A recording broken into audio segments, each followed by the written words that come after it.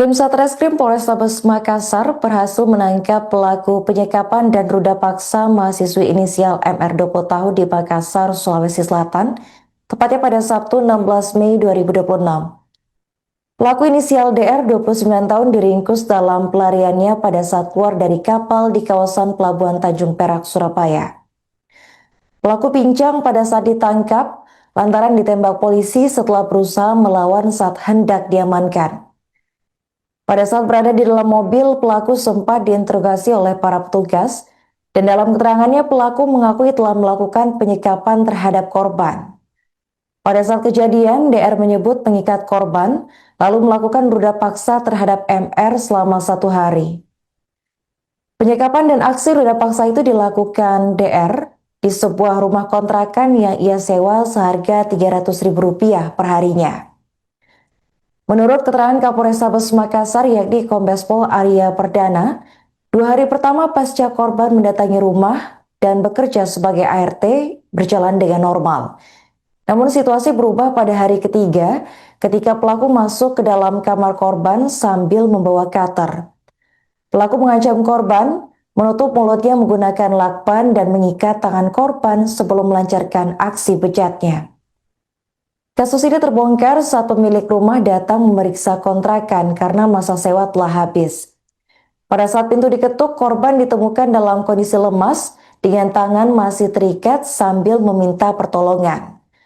Warga sekitar kemudian membantu korban dan melaporkan kejadian tersebut kepada pihak kepolisian. Informasi lain yang diperoleh di lokasi menyebut korban sempat keluar melalui jendela rumah karena rumah dalam keadaan terkunci dari luar. Korban selanjutnya dibawa untuk mendapatkan pendampingan dari Unit Perlindungan Perempuan dan Anak Polrestabes Makassar. Pelarian Ferry alias DR 29 tahun, pria yang menyekap dan memperkosa mahasiswi inisial MR 20 tahun di Makassar, berakhir di Surabaya, Jawa Timur. Ia ditangkap aparat kepolisian saat baru turun dari kapal di Pelabuhan Tanjung Perak pada Sabtu 16 Mei.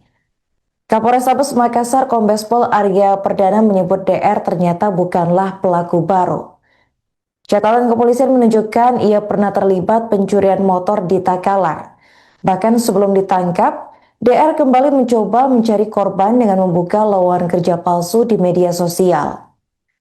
Kasus MR ini bermula dari iklan pekerjaan babysitter yang dipasang DR di laman Facebook.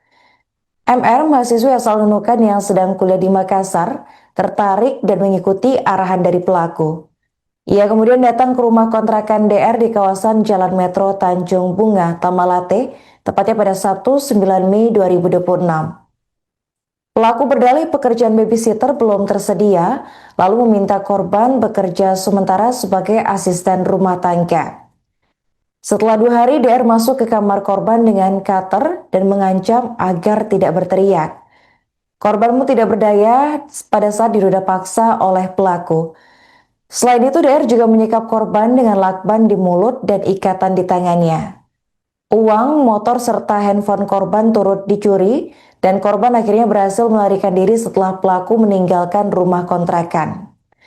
Polisi menemukan fakta baru bahwa rumah kontrakan tersebut hanya disewa harian oleh pelaku dengan tarif senilai Rp300.000.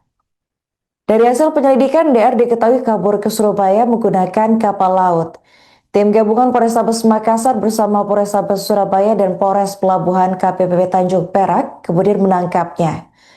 Pada saat dibawa kembali ke Makassar, DR sempat melakukan perlawanan terhadap petugas sehingga polisi menembak kakinya.